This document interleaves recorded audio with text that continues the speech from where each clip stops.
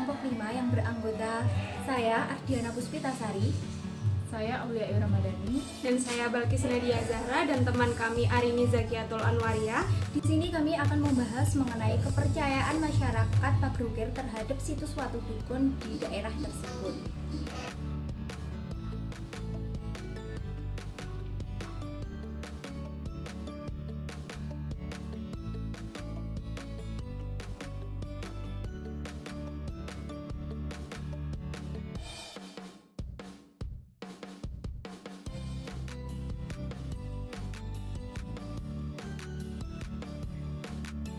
Purba itu Eyang Prabu Erlangga lebih sejarah. Eyang Prabu Erlangga alas betul banget ya. Ini Kulon Joko itu si alas betul banget ya. Tahun 2010 itu wonten dinas saking Purba saking Kawan. Wonten pengusulan, wonten pemeriksaan, wonten petugas saking itu paling benar saking Jogja. Nah, sakderenge rawuh iki petugas wau asal golek di daerah Wonogiri, Jawa Tengah. Itu sudah untuk wekdal 3 tahun lebih kurang mampu. Boten pakai itu lereng ngetang, bertamu dengan kepala desa. Nah, kepala desa belum bersama. Mungkin nopo wonten batu tulis untuk seorang kepala desa. Itu situsnya ada berapa, Pak? Nah, situsnya sing asli ini setunggal pengandapan di sini. Tapi Itu yang di peristirahatan itu 5 titik. yang digugukin itu apa mbaknya? Nggih, digugukin sampai atas sampai puncak iki. Di kata. Sepindah itu wonten sendak. Sendak itu damel pas hujan. Terus sing jebul begini, kondisi sing jebul. Misalnya nggak bersuci terus misalnya lihat satu prasasti yang di sana. Ingin aja mudah. Ini sesuci. Jadi sendang. Ya cuci tangan, cuci muka, cuci kaki. Intinya apa nih memang apa nih sih terus di tengah-tengah puncak itu pesanggrahan. Pesanggrahan itu wonten batune seperti tampak tapi buatan berat kayak tampak buatan biasa lonjong. Itu wonten telapaknya gitu. Nah, tahun 2012 itu dibulit gambarnya kalian wartawan saking dulu itu bukan kena sih dibulit gambarnya yang kena Keberadaan situs Watu Dukun ini sangat menarik perhatian para pengunjung dari kalangan pelajar, mahasiswa maupun dari peneliti.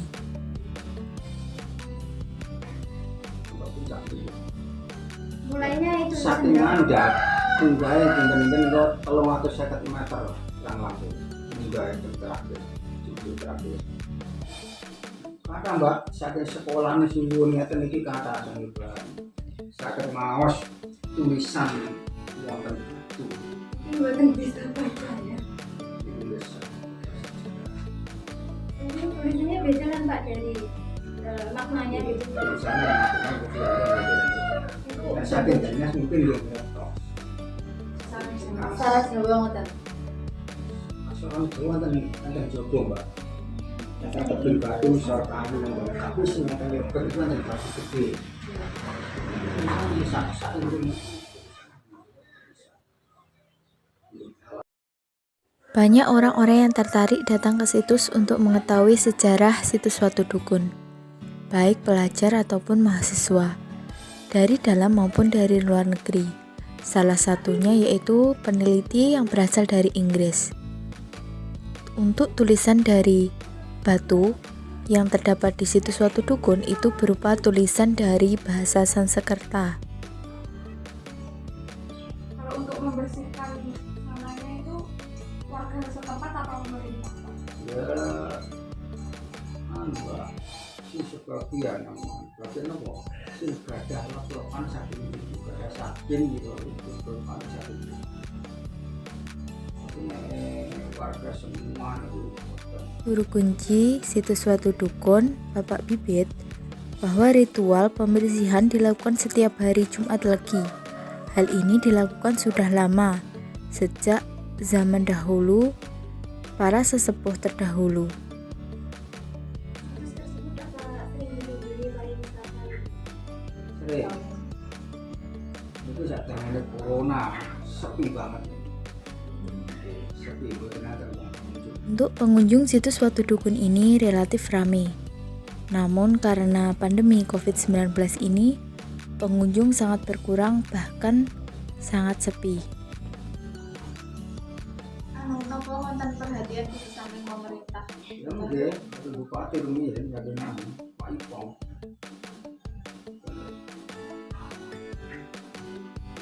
Bupatinya kan Pak Giri. Iya. Katanya situs tersebut sudah dilaporkan pada Dinas Pariwisata. Itu gimana tanggapannya Dinas Pariwisata? Masuk di sejarah itu Buddha. Kesannya ini harus dirawat. Dan ini dirawat.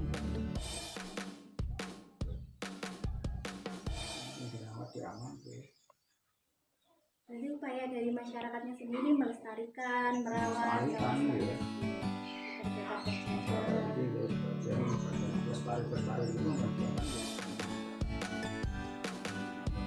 Situs suatu dukun ini dari pemerintah sendiri sudah mendapat perhatian khusus dan sudah masuk dalam daftar Dinas Pariwisata.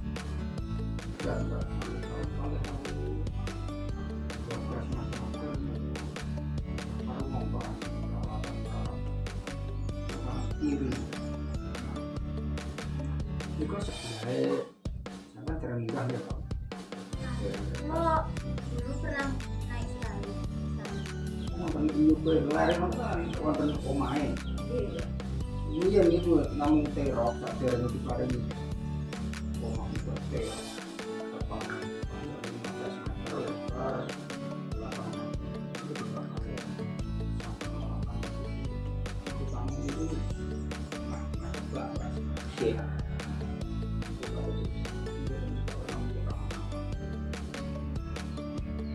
Iya anu ya, lakunya itu pun cara wong ngandel menunjuk jemaah itu simbol gede.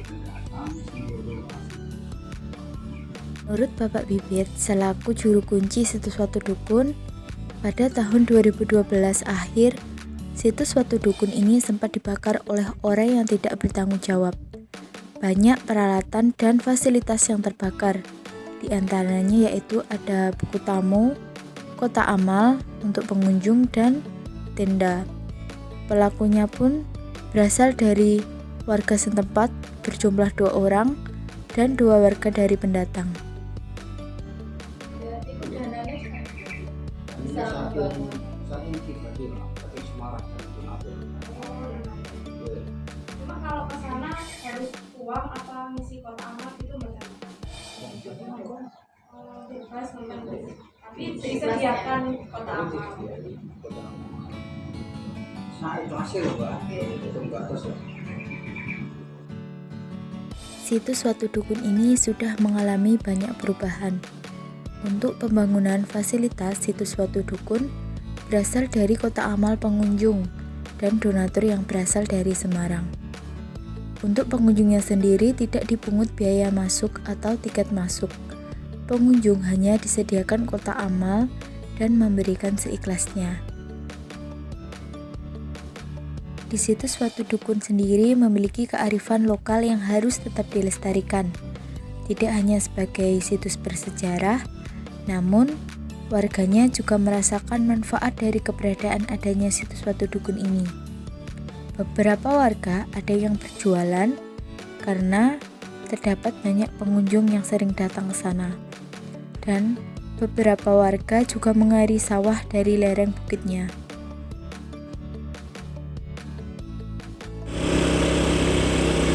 Nah, ini adalah jalan akses menuju situs suatu dukun. Karena akses jalannya itu sangat sulit atau medannya sangat sulit, maka kami tidak dapat sampai ke situsnya secara langsung atau melihat situsnya secara langsung.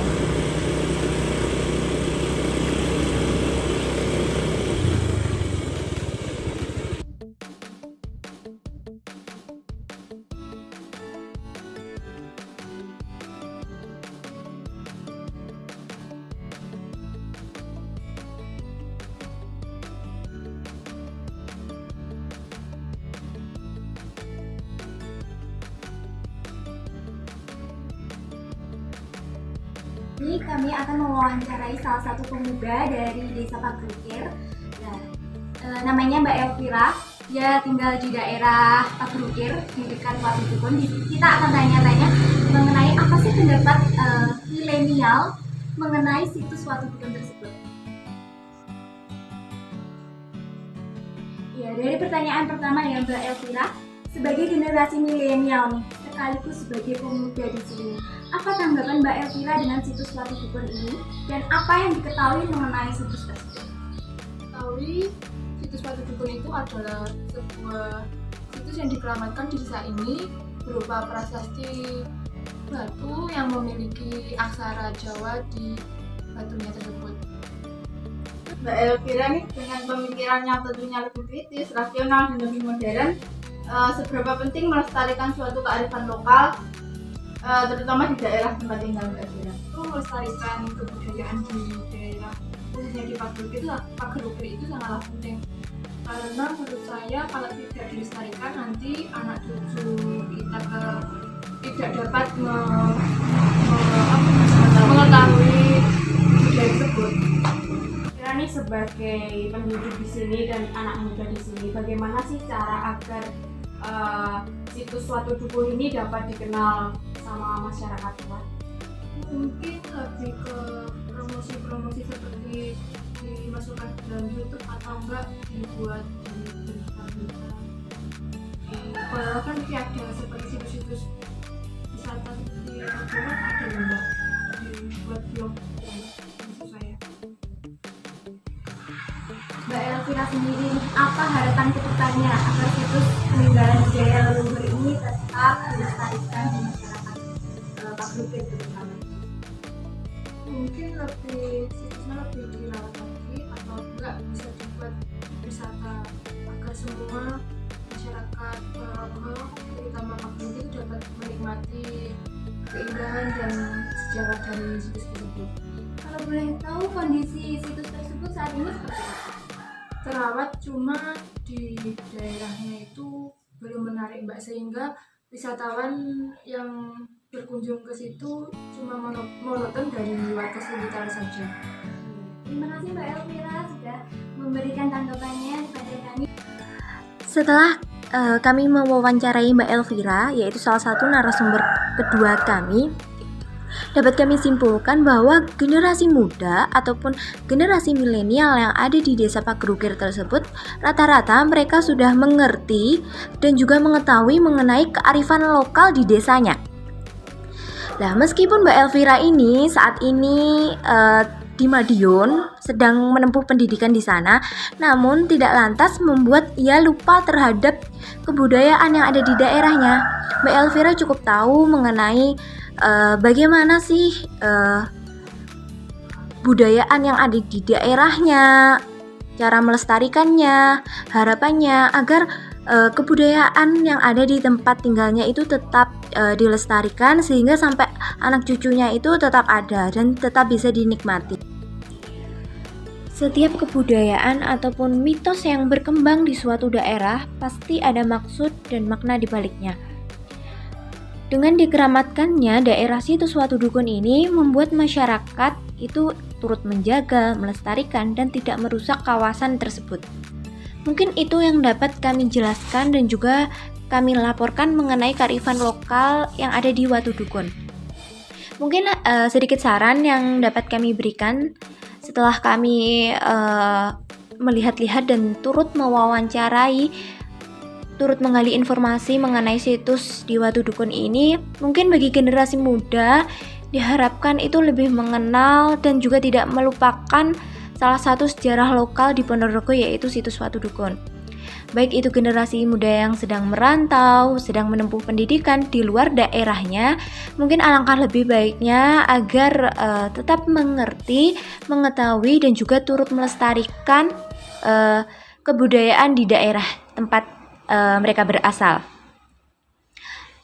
Selanjutnya, saran yang dapat kami berikan, sebab situs ini dilihat dari sejarahnya itu memiliki kaitan dengan salah satu kerajaan besar di Jawa dan kawasannya itu banyak potensi sejarah yang bisa digali lebih dalam. Selain itu ada juga potensi alam yang masih asri dan cukup indah yang bisa menyedot perhatian. Jika dikembangkan lebih dalam, situs ini bisa menjadi tempat pendakian atau tempat pariwisata yang memiliki nilai sejarah yang tinggi. Sehingga dengan dikembangkan tempat tersebut menjadi sebuah tempat pariwisata, bisa menambah pendapatan ekonomi masyarakat sekitar, bisa menambah ilmu bagi orang lain, dan juga melestarikan tempat tersebut agar tetap dikenang oleh masyarakat sekitar dan anak cucu kita nanti. Mungkin itu yang dapat kami sampaikan mengenai kearifan lokal yang ada di Watu Dukun. Sekian dari kami. Wabillahi taufiq wal hidayah. Wassalamualaikum warahmatullahi wabarakatuh.